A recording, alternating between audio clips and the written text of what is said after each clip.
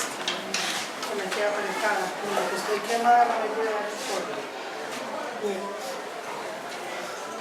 ¿Tiene que estar mojado? ¿Usted no lo está con plancha? ¿O yo lo usaba plancha?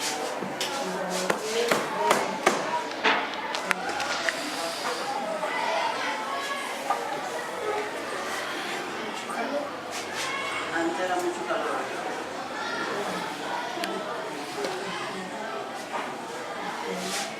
Opciones.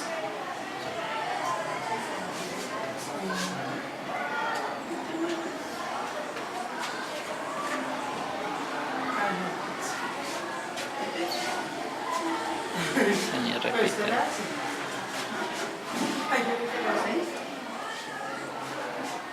La N.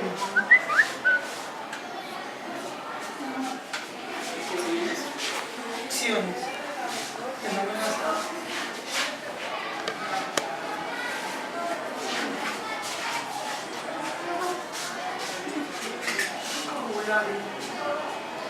Ay, así.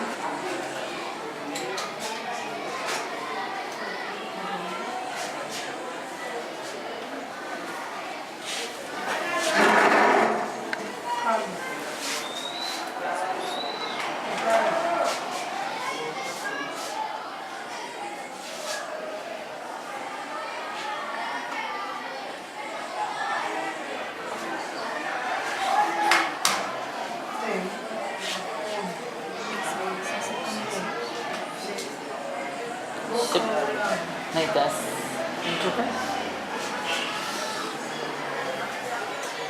Acá, mira. Así ya.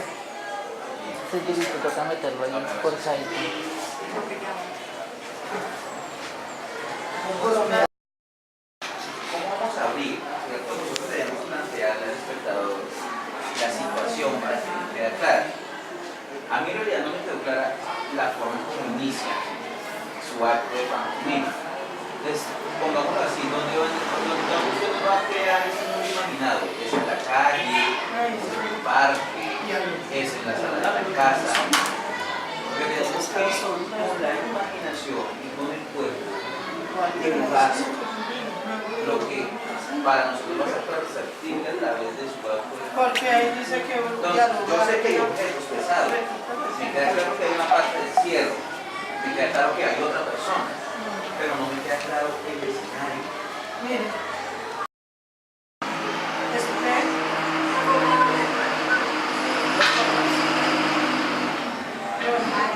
Es un drama urbano, entonces tenemos que mejorar esa parte. Debemos nosotros entender que usted va transitando por la calle, que quizás usted para porque hay un semáforo, que usted cruza una avenida, para que nosotros hagamos un plano mental de su situación. Ahí sí viene todo Usted va a el hacer desarrollo la señal, pero que tiene es lo que comienza a tratar que ya me volvió a no. Pero Más antes que no todo, está Ah, las también así. De dos maneras, sí. A mí también me han dicho que así. Pero yo siempre lo he utilizado también para También. lo mismo que a mí por tarea. Sí, o Y cuando yo tarea. me vine para acá, que bailan cuando yo empezó a llegar a ese y yo no sabía, y yo como Hay varias formas, sí. entramos a la casa, yo abro la puerta, ingreso, todo eso es el cuerpo. Yo voy caminando, cruzando los carros, paso la avenida, llego a la casa, abro la paso, porque usted no está actuando todo eso. No hay lenguaje, más que su cuerpo.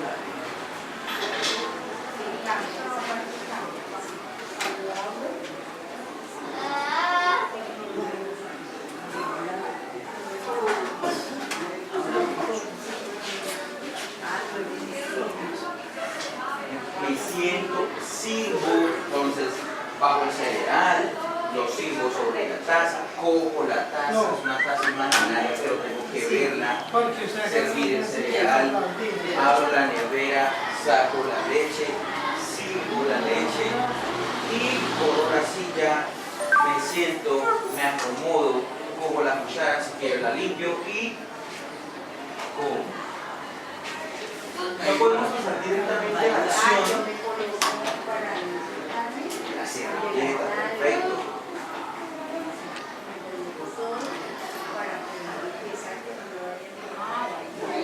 aspirar.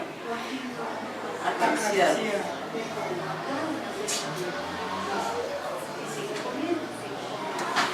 Este es favorito. Y así con los todas. Acariciar. Entonces ya salgo de mi casa, termino de comer, dejo el plato donde yo regalo, salgo a caminar, abro la puerta, me voy por la calle, disfruto del panorama, del paisaje, me encuentro otra persona. Entonces, ¿qué vamos a hacer? Carlos, tenemos que pasar mentalmente y visualmente todo el acto, una y otra vez, en su cabeza. Después pasamos al plano de las acciones, usted lo representa en su ensayo, en su casa, y no deja ningún elemento suelto. Si usted va a comer, sirve la comida. Si usted va a salir de su casa, abre la puerta, sale de la casa, normalmente uno cierra, que no quede nada suelto, porque eso le va a dar criterio de ver. Si yo me encuentro a alguien, entonces si me da alegría verlo, entonces lo veo, lo saludo, me da alegría.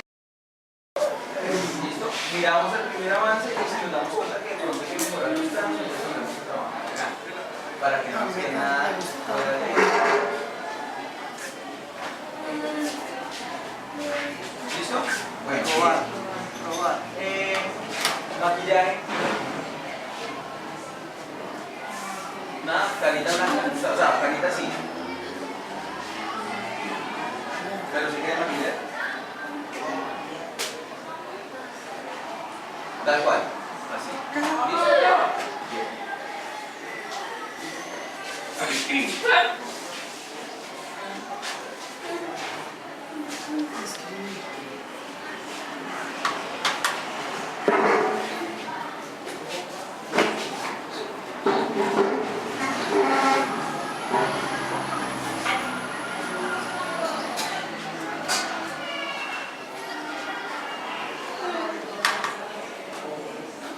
No, me pasó una directiva.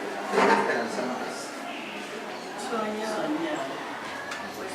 Bueno, ya, la cosa es que yo voy a trabajar. Y es de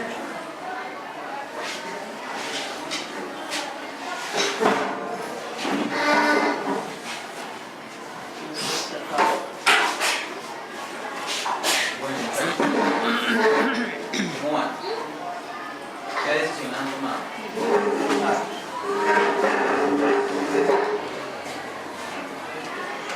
Y tiene la boca,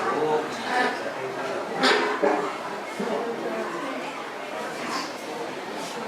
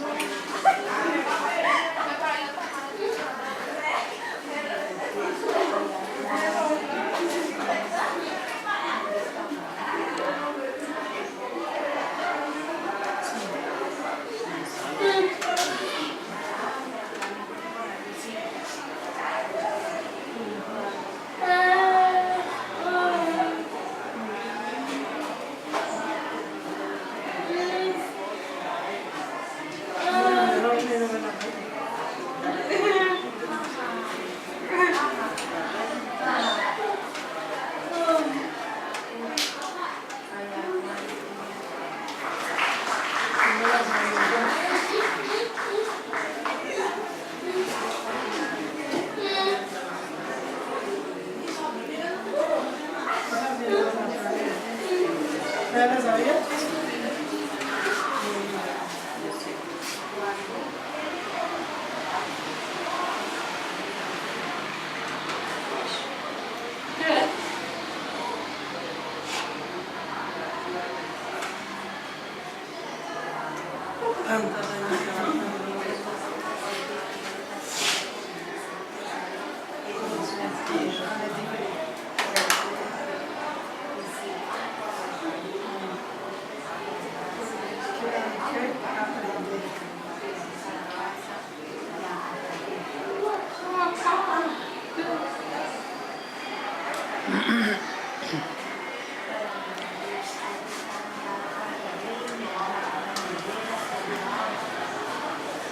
Perdón, Diana, la de Sol, estará por acá.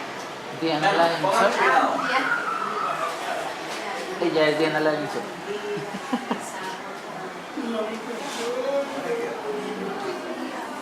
Hemos tenido 5 entrevistas.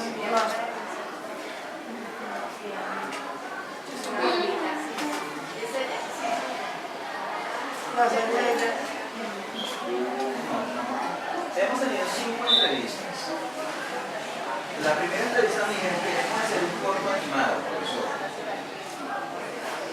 En la segunda entrevista me trajeron avance. En la tercera entrevista tampoco me trajeron avance, pero me dijeron que querían narrar el cuento de los 3 cerditos. En la cuarta entrevista no me trajeron avance de los 3 cerditos y me hablaron de hacer. Yo no puedo hacer esta. Déjenme hablar para que me entiendan lo que les quiero decir. En la última entrevista que tuvimos me mostraron 2 neveras, me mostraron una tostadora, Me molesta mucho la- imagen. Me molesta mucho. Y hoy me salen con algo completamente diferente. Es decir, los 5 entrevistas en Es cacho. carreta. Entonces, eso que usted ahorita lo está contando no tiene un orden para las acciones, no hay ningún y no hay final. Ahora bien, díganme ustedes, pero lo que están hablando no es el componente ficcional de la imaginación, lo fantástico, ¿dónde queda aquí? 2. ¿Dónde está el juego de las voces narrativas? Ustedes son 2. Ustedes son una parte y otra parte. Ustedes 2 deben estar cantando la misma canción a 2 voces. Es decir, no a 2 voces. Usted le entrega la pelota a él le recibe la pelota narrativa, sigue contando, se la pasa a usted, le recibe esa pelota y sigue contando, sin repetir la historia, es como la historia, la formar todo, con inicio, nudo y desenlace. Y no se ve. Hoy me llega con otro trabajo. Entonces, pasamos de un corto animado a no tener avance del corto. Pasamos de una narración de los 3 cerditos a no tener avance de los 3 cerditos porque ya no les gustó. Pasamos en una imposición de ver a las computadoras y no hay avance de eso y hoy no sale con otra cosa. Yo me confundo en preparar y en organizar. Siempre me confundo. Es decir, si no, muchachos, se van a quedar por fuera del colegio porque sus compañeros, todos, quieren llegar de ya comienzan a reducir la producción. Y cuando ustedes no comienzan producción, no sale evidencia de su trabajo. Yo puedo hacer sugerencias, estaríamos podemos estar haciendo sugerencias de corto animado, si lo tuviésemos. Pusiéramos haciendo avances de los 3 cerditos, si lo tuviésemos. Estuviéramos haciendo avances de los bocetos, si lo tuviésemos. Pero no podemos hacer sugerencias porque nada completo. Cuando los periodistas estaban muy ocupados de las ocupaciones, yo voy a decir, ¿cómo no? Partan de ahí, hagan algo de cuentería. Échenos un retazo cotidiano. Dentro de ese relato cotidiano, comencemos a hacer una crítica social. Hablen de fútbol, critiquen algo. Hablen del entorno, critiquen, reflexionen respecto a alguna realidad social que ustedes vivan. Eso se hace en un monólogo. Bueno, en este caso ya no sería un monólogo porque están los dos, es una forma de tontería. Pónganse a charlar, echen carreta cotidiana.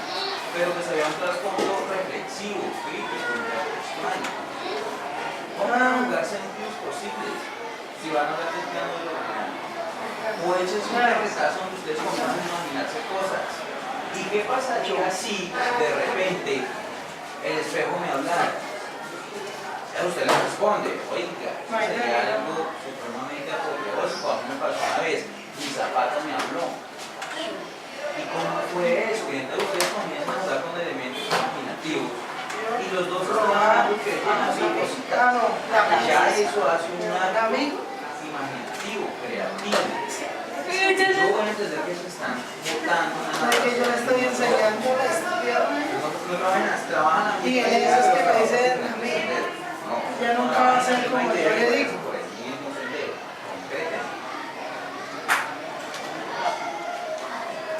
Planteen una sola tontería, ustedes son buenos charlantes. Dejen volar la imaginación, estar en el pensamiento creativo. A partir de Mi amigo me dijo, listo. Mañana los estudios primero. Mándense una horita.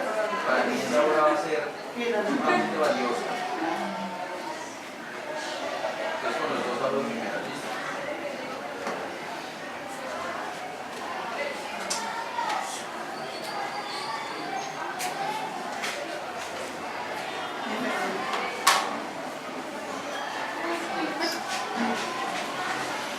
No, hermano.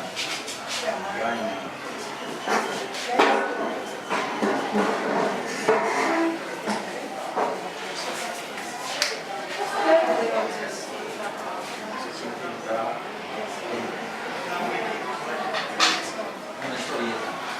También más hermanos.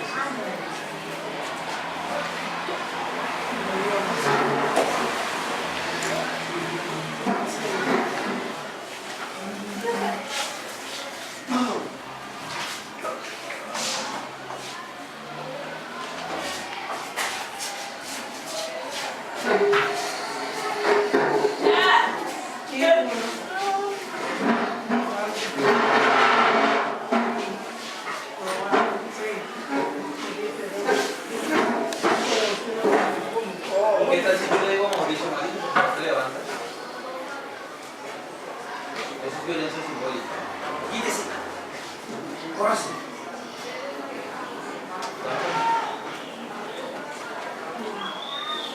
Fuertes palabras. Bueno, ¿cómo van? ¿Las vi ensayando? Vamos a ir.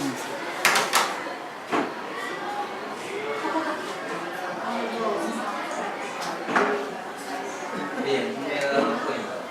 Necesito concretar algo. Letra de la canción. Letra de la canción. la mesa, mi, Expresa la voz. soy oyente, Se yo llama fui Una Esperanza Más. la mesa, mi amigo, ese es, esa canción de nosotros. La canción que están ensayando, que es un video, Puedes explicar tareas. ¿en qué lengua de señas está? ¿Es lengua de señas colombiana? Ejemplo, yo estoy Maya. Necesitamos concretar eso, ¿sabes por qué? Tienen que aprender Porque a probablemente tenemos que adaptar la canción a lengua colombiana. Y tenemos que traducir la letra de la canción, hacerle la glosa en lengua de señas. Yo primero decía que tenía que aprender. Primero yo. Las cosas que ustedes están ensayando que cambian. ¿Por qué? Porque nuestra lengua tendrá una señal diferente a la que está creando la cantante. No, ya entendí Para un eso poco el es paso. importante que el título, la lengua de señas de que es mecanismo que se siente. También ensayar, claro, con un poquito de trabajo de investigación o de consulta. Bien, la pueden enfrentar al computador de donde sacaron el video, mirar todo el vocabulario que hay ahí, encontrar qué lengua de señas es.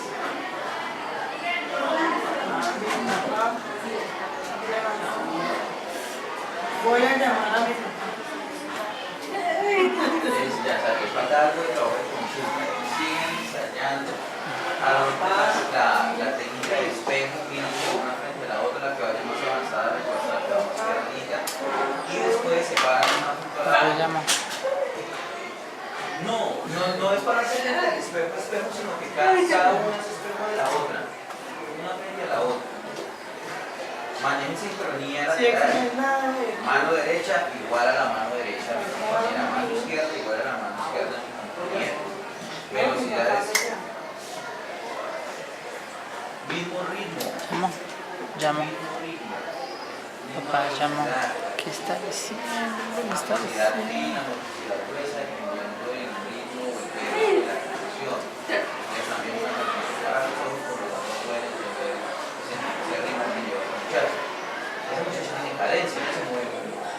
Yo lo que decía ayer, están oyendo. Para moverse de esa manera debe estar llamando. Metiendo en la posición. Tenemos que sentir ese ritmo llevando de ella. Yo quiero llevar. No, eso no. Así mismo, pues llevar el ritmo de la ejecución. Llamar a mi papá, esta no la cogimos. Bueno, pero esperamos que... Se faltaría principalmente algo para qué lengua está. Tenía que ser primero acá y ahí sí acá.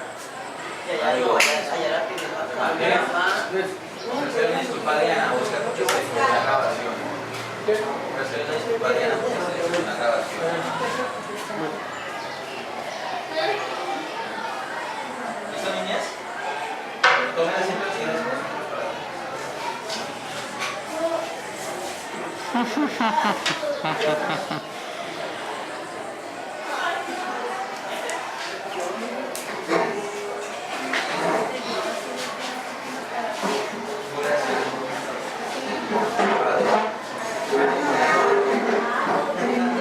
Pero se quedaron esperando. Si algo te engaña,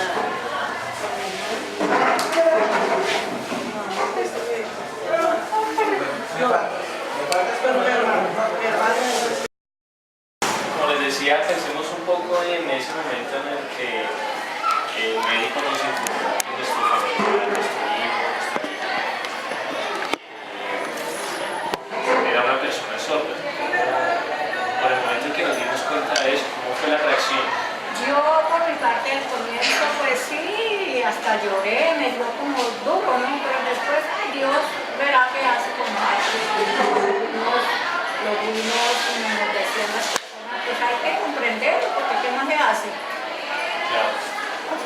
Si quieren, no sé si nos podamos ubicar en las... Muy bien. Eso. Yes.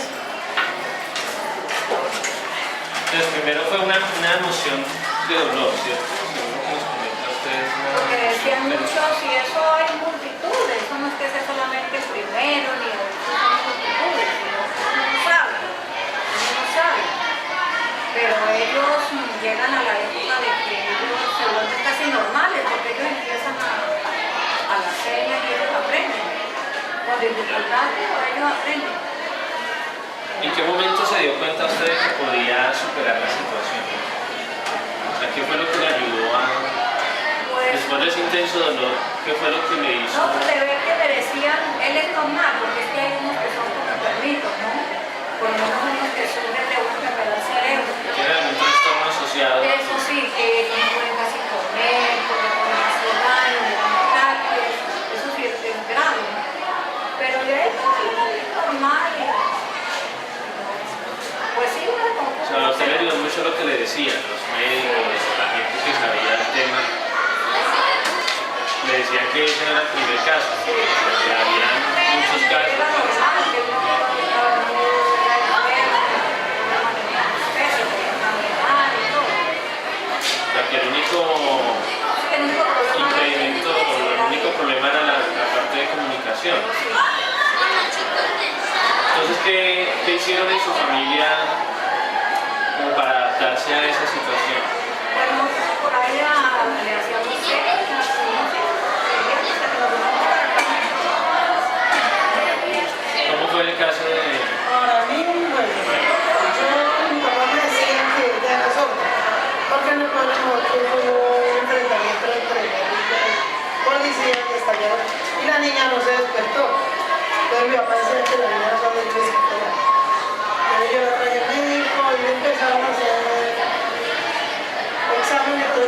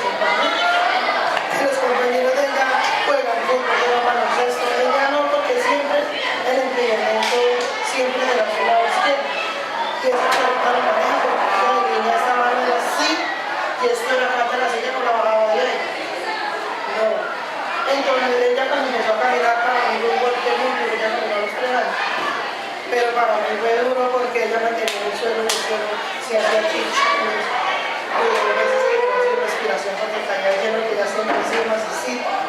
Para mí fue algo muy duro en el sentido de lo de Sonda. Yo decía, hay profesores, y yo nosotros somos del campo, pero nosotros vamos para la ciudad.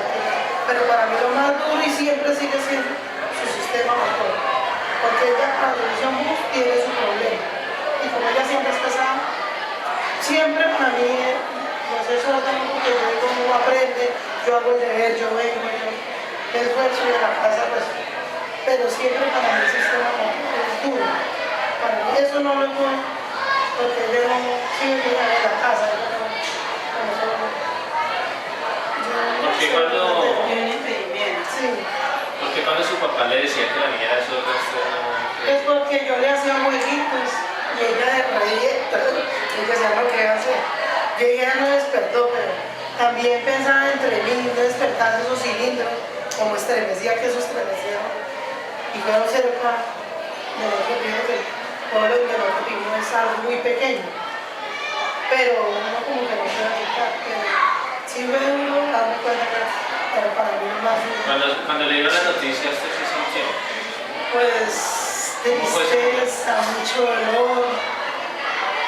Y después si yo me abrazaba, me decíamos, bueno, Dios proveerá, pero cuando me dijeron también que era que no iba a poder caminar, más duro. Porque después me traía la niña que era sorda, pero los papás por ignorancia, nunca la pusieron, nunca la llevaron a su mujer, nunca le colaboraron en nada. Entonces fue una niña que se crió a que la gente se burlara de ella. Y entonces nosotros dijimos, a nosotros nos va a pasar lo mismo. Nosotros vamos a luchar por ella y para adelante esperando. Y porque yo he sufrido mucho con ella desde que ella estaba en estado de coma, ella tenía muchos. Entonces yo la como he sobreprotegido demasiado y yo sé que es un error mío, porque ella debe tener, y yo la brigué con él, porque yo sé que ella ya tiene 16 años y hay que ir soltándola, pero para mí es algo, porque yo creo que ella como por la discapacidad no va a ser capaz, y eso pasa en toda la familia, por parte del papá y por parte de la mamá, mientras que gente no enseña, pero si para mí es algo que hay que superar. Los otros para mí, yo siempre digo que yo me comunico con ella, yo sé que hay cosas que yo no le entiendo, pero yo vengo ¿cierto? Yo riego, yo pregunto, pero para mí no. ¿Usted cree que en este momento ya se ha adaptado completamente a la situación de Mayra? Yo que ella de esa zona, o de Y todo. de todo, No, toda la situación de no, para mí todavía es duro aquí ya el impedimento. Soy no que yo le digo a ella, y ella tiene, por lo menos ella también dice que ella se va a graduar, que ella va a estudiar, que ella va a trabajar, pero siempre pienso en la discapacidad motora. Porque para subirse en un bus y uno que tiene todo cae por allá, imagínese ella. Entonces, usted piensa mucho en los peligros Sí, que puede haber por la es. condición motora de ella. Sí, porque yo en el sentido de, como hago lo que proceso es de que ella la van a convidar y porque algo, pues los peligros no hay en la calle, ¿cierto? Como mamita acá. Pero yo le he enseñado muchas cosas y ella muy pendiente de lo que uno le explica y todo. Pero en el sentido, no olviden esto. ¿Cómo fue el caso de ustedes cuando se dieron cuenta de que Sebastián, que Diego era una persona sorda? ¿Cómo fue esa noticia? ¿Cómo la recibieron? La familia no me ha pasado eso. Y una esperanza de que siempre ellos hablan, o sea, claro, que ellos comienzan a cambiar y a todo eso. Claro que él lloraba mucho después, comenzó a pararse, él la guiaba, él a regalar su perro, yo no sé, y uno pensaba que él sí iba a hablar. Nunca lo imaginamos que él no hablaba. Pero entonces, lo mismo, montaban al caminador y todo, y uno le hablaba, pero él no volteaba a mirar nada. Y tu papel es tetero, nunca me da tetero, o sea, entonces el papá sabía que nosotros teníamos un consentido, que por eso la niña no hablaba, no. ¿Qué edad tenía en ese momento?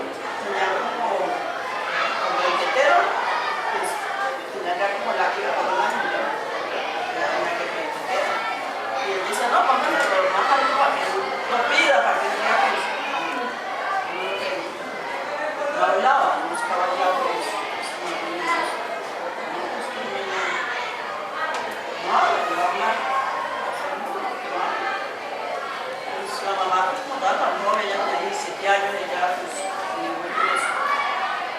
¿Qué hizo ella para soy eso? la abuela de ella. Sí. No, pues ella se sintió muy interesada. Pero nunca. ¿Fue el médico el que le dio la noticia? ¿Quién le dio la noticia? No, pues ya tengo como, es que ella sí, o sea, ya como lo pasara a trabajar, pues casi no tuvo tanto sí con el niño como mi papá. Entonces yo dije, no, pero ella se fue a trabajar. Y entonces yo dije, no, pero no hablaba como sí, ya me dijeron que, yo lo llevé a un médico. Lo llevé al médico a una consulta general a San Francisco y allá me mandaron. Me tocó pasar a hacer unos exámenes a ella y entonces me dijo, no, el niño no va a hablar, el niño es solo, que lo llevará. Entonces me mandaron para Isola ya a ver solo. Entonces lo llevé allá y a veces un examen de los oídos y todo eso, y tenía sordera. Y ahí comencé yo, entonces lo vamos a los 4 años lo pusimos en el sol, jardín, y ahí empezamos a poner. Y comparando lo que usted siente en este momento en cuanto a la situación de Diego, comparando el presente con ese pasado, el momento en que le dieron la noticia, ¿cuál es la diferencia? Pues uno ya no es porque, o sea, le da duro y todo, y todavía uno le da duro saber que no habla, porque eso es un impedimento muy grande para él. Porque siempre hay muchas personas que se hacen, se aprovechan de eso, porque ellos no van a hablar. Mucha gente los rechaza, se ríen, así. Aunque ellos no les falta, por lo menos Diego, no les falta nada, no les falta ni hablar, porque ellos han entendido.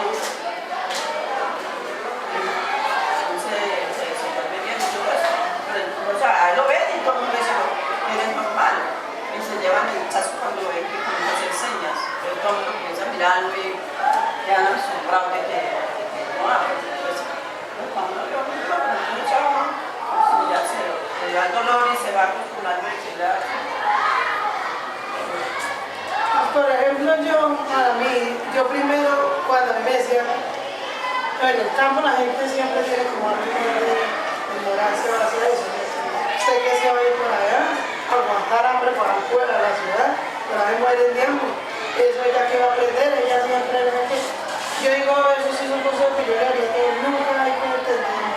Dios me ha enseñado y los caminos que uno verdad piensa que los hijos de uno nunca cambian. Y hoy, gracias a Dios, mi niña ya está haciendo esto, algo que la gente me decía nunca, que ella que iba a ser capaz, que ella de que no, que sí. Y una cosa bonita se por la ignorancia y Bueno, ¿se acuerdan la palabra que les pregunté al principio?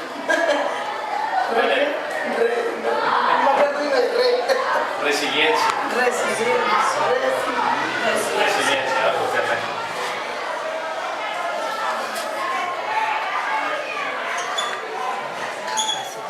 Resiliencia.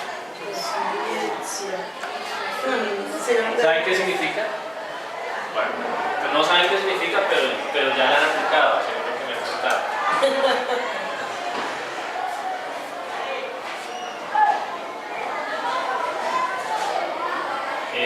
Esta palabra significa la capacidad que hay en todos los seres humanos de sobreponerse a las situaciones traumáticas o difíciles.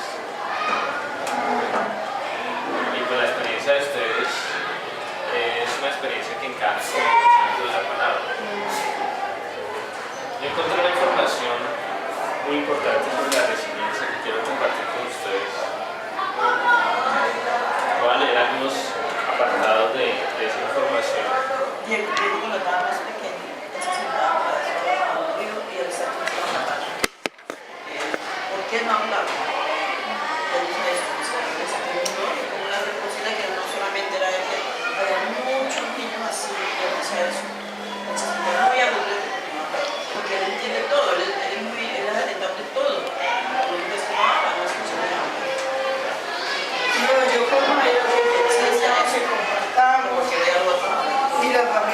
siempre me apoya, ya, por lo menos ella nunca tuvo rechazo de ninguno de la familia. Siempre, antes no le digo, la sobre, por lo menos mi suegra, usted sí va al colegio, usted sí sabe qué hace los niños, usted sabe como lo que pasaba con la niña sorda, ella como que los niños la encerraban en el baño, la mamá.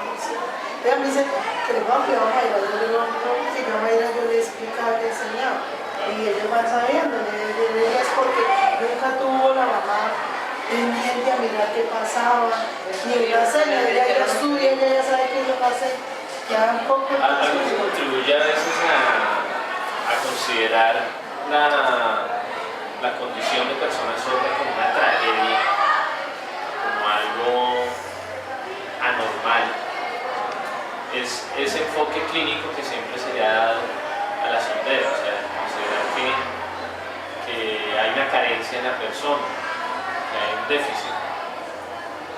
Desde el punto de vista clínico, sí hay una ausencia de audición, pero ¿cuál es el enfoque que deberíamos darle a la sordera o a la condición de persona sorda? Debe ser un enfoque sociocultural. Ustedes lo han mencionado, ellos son, como ustedes dicen, normales. Sí, pero El único impedimento es que no se comunican, como la mayoría de las personas. pero mucha gente no. De otra manera. Y la gente tampoco, por lo menos en el barrio donde yo vivo, yo la mando a ella y ninguno le pone cuidado, no le prestan atención. Entonces la niña pequeña y les dice, ¿y cómo va a aprender? Ella ¿y cómo la niña aprende si ustedes no le prestan atención? Pónganle cuidado que ella está diciendo, yo pero le estoy explicando. Ella O sea, entonces ese es el que yo veo temor a ella estar sola también, ¿no? Que en el barrio. Una de ustedes mencionó que el único impedimento era ese, ¿sí? Pero la verdad es que como usted menciona, ese no es el impedimento porque ellos sí se comunican. Es más una cuestión de idioma. Sí, es como llegar a un gringo. Por ejemplo, imaginémonos que nosotros nos vamos para la China y llegamos a la China. ¿Qué vamos a necesitar allá? Pero eso no significa que nosotros seamos discapacitados o tengamos una condición de discapacidad. Ese es el enfoque que queremos que todos compartamos desde aquí, desde la institución Niños de Praga y en sus familias. Considerar la situación de nuestros hijos más como una situación sociocultural que una situación clínica. O sea, darle un enfoque sociocultural, una diferencia de idioma. Mientras la mayoría habla el castellano, nuestros hijos pues hablan o se comunican mediante la lengua de señas. Lo que pasa es que la gente tampoco nunca, la gente piensa que nunca, como que eso es algo anormal, la gente nunca piensa que puede pasar, que pasa. ¿Cierto? Yo digo que la gente debería socializarse más y o sea, bueno, por lo menos en el ejemplo que yo digo de la niña, ella no le gusta la tienda, porque ella dice que no le entiende. Porque uno quisiera que ella, a mí me dicen pues que la mande a la tienda, pero no porque ella no le entiende. Sí, a veces le caen a la niña pequeñita. Y como toda la gente no tiene la misma capacidad, lo que yo digo, todos no aman lo que hacen.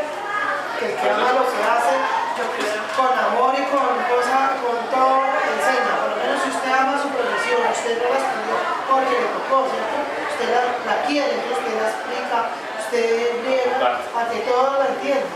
Un profesor, yo digo para mí lo mismo, uno tiene que estudiar y en lo que sea, amar. Por lo menos yo me voy a poner a hacer la próxima para de quería y todo, ¿no? Si yo lo hago es porque a mí me gusta. Yo siempre le digo a Mayra que ella debe estudiar lo que le gusta mucho para que ella sea buena y le vaya bien. Porque no que para engañar lo que tiene que ver, para engañar, ¿ok? Las cosas como Yo también, yo en el sol, tuve el año, primer año, con él. no, ella es la primera. Yo me quedaba con él por la mañana y pegaba a mediodía, no bajaba, yo no sé, yo me la quedaba, ¿qué iba a pasar? Ya después me tocó irme a mí por la otra parte y entonces yo solo con una guía, entonces pues ya me comenzaron a llevar al título de la canción. A mí me acuerdo que tenía mucho, está grande, ya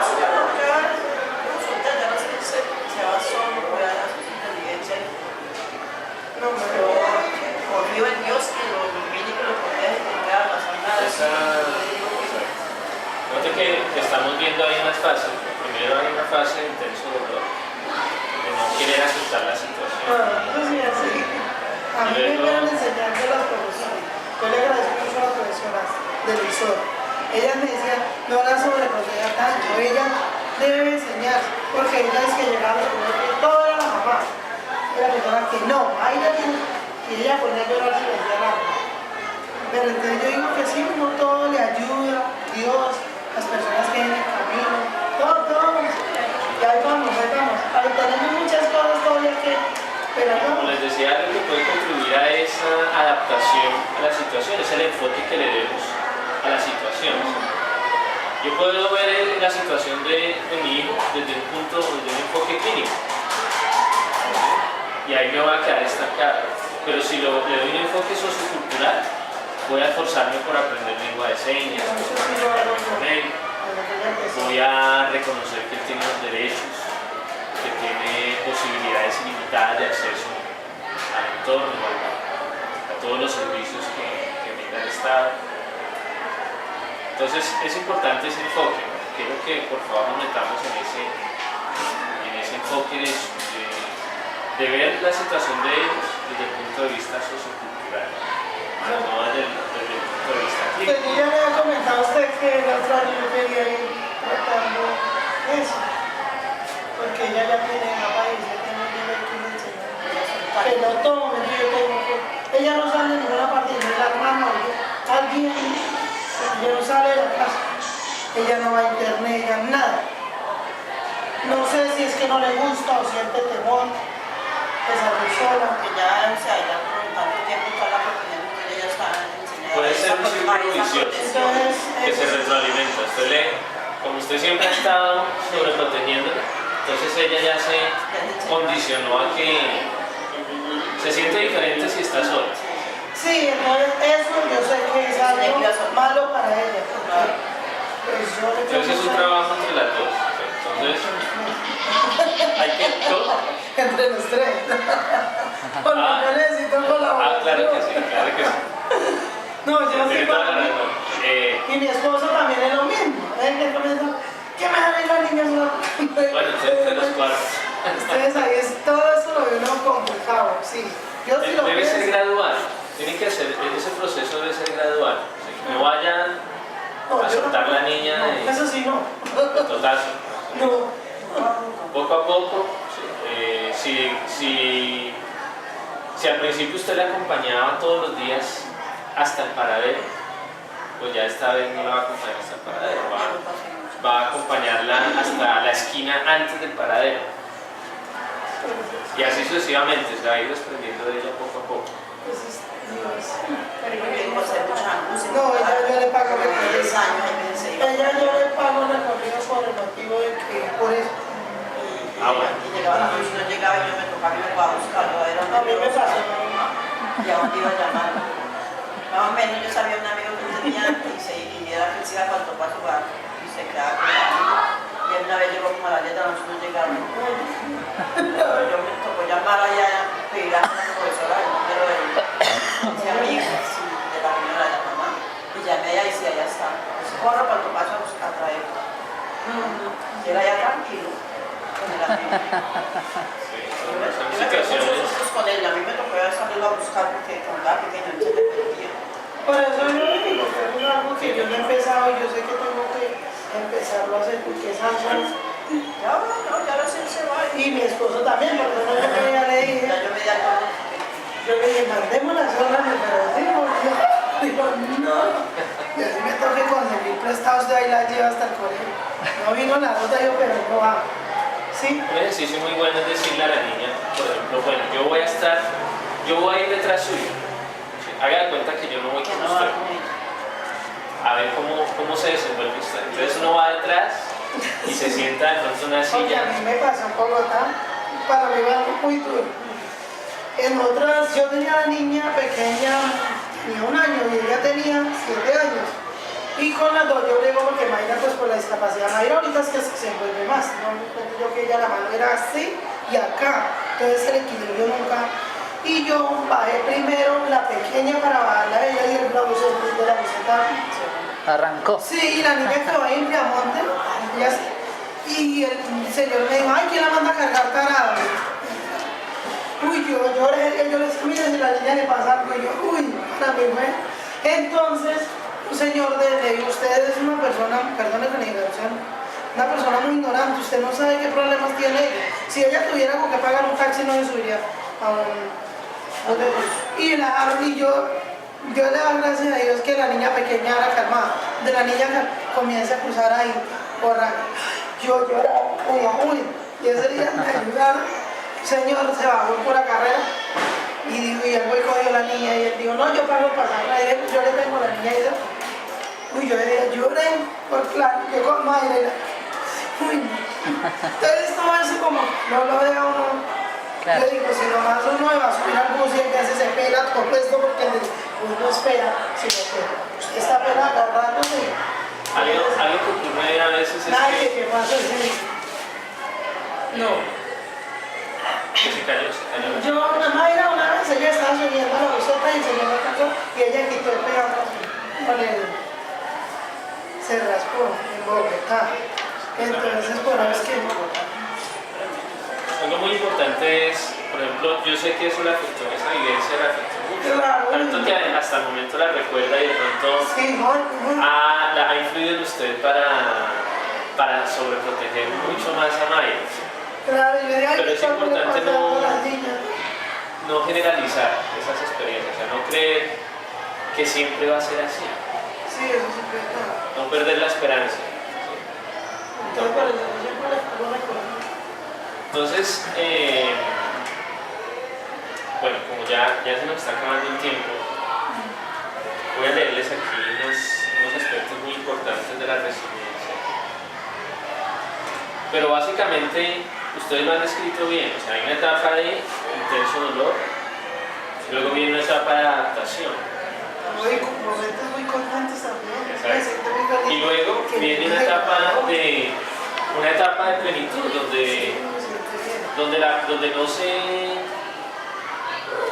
no causa ningún efecto el hecho de que la persona tenga esa situación, esté en esa situación. Entonces dice No, y para uno es un orgullo cada meta que ellos van, por lo menos que ya el preescolar, que el primero, que el segundo, que el tercero, por lo menos usted ya, si es que ya termina.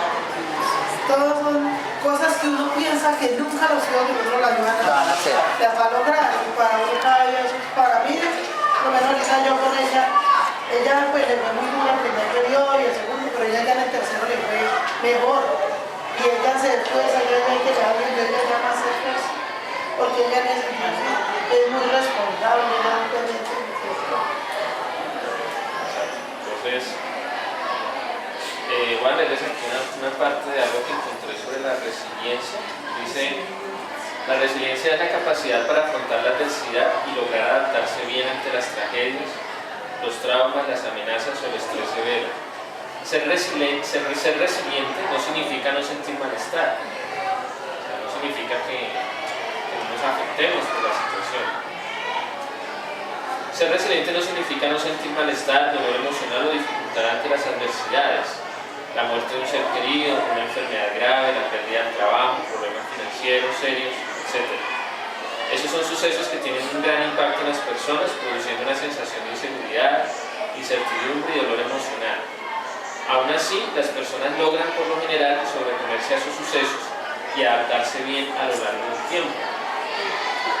El camino que lleva a la resiliencia no es un camino fácil, sino que implica un considerable estrés y malestar emocional, a pesar del cual las personas sacan la fuerza que les permite seguir con sus vidas frente a la adversidad o la tragedia. Pero ¿cómo lo hacen? La resiliencia no es algo que una persona tenga o no tenga, sino que implica una serie de conductas y formas de pensar que cualquier persona puede aprender y desarrollar. Entonces vamos a ver qué nos hace a nosotros ser personas resilientes. Las personas resilientes poseen tres características principales. Saben aceptar la realidad tal y como es. Aunque al principio hay dolor y hay una fase de no aceptarlo, finalmente uno se da cuenta de la realidad y dice sí, es así Entonces, ¿qué voy a hacer? Dice, tienen una profunda creencia en que la vida tiene sentido. Por ejemplo, algo común en ustedes tres es que tienen una fe fuerte en Dios. Yo no estaba lo que me han contado. Y que uno, lo que ha visto, uno viene. Hay niños que nunca gozan del amor ni nada. Allá.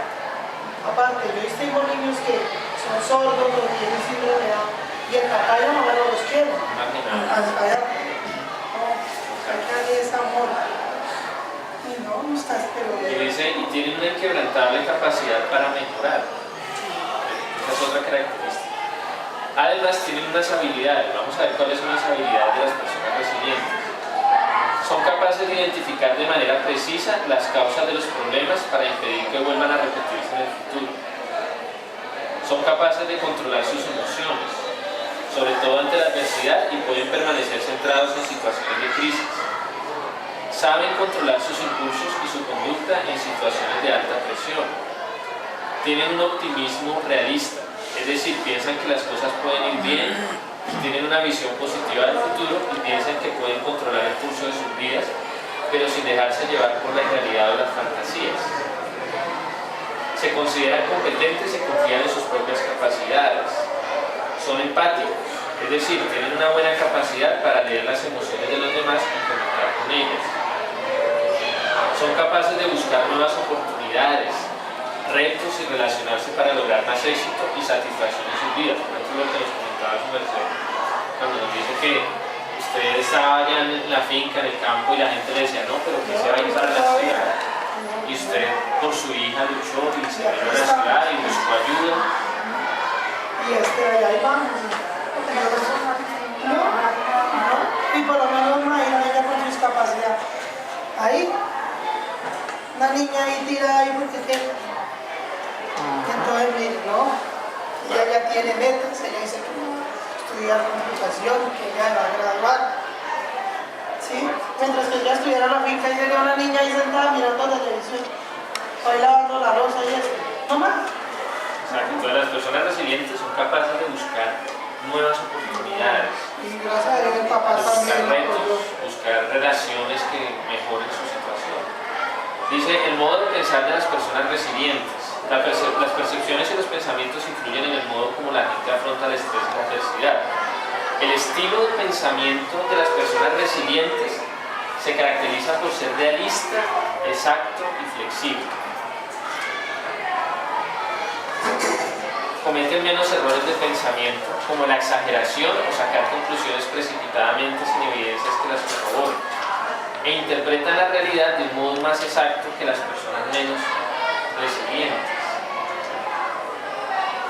Lamentablemente todavía hay personas que no consideran la lengua de señas como una opción, pero el hecho de que ustedes estén acá, de que estén aprendiendo lengua de señas, de que tengan a sus hijos en un colegio de inclusión, nos da muestra de que ustedes son realistas, o sea, de que ustedes conocen la situación, se adaptan a esa situación y saben qué es lo mejor para que sus hijos se desarrollen plenamente. Porque hay personas que no aceptan que sus hijos usen la lengua de señas, todavía recurren al implante coclear como la única opción o a la oralización, y ahí tienen a sus hijos estancados. Entonces es importante no solamente ser realista como les mencionaba, sino también ser flexible, adaptarse a la situación y buscar la mejor alternativa. Listo, entonces sigamos siendo resilientes. Gracias. Por favor, me entregaron unas preguntas acá.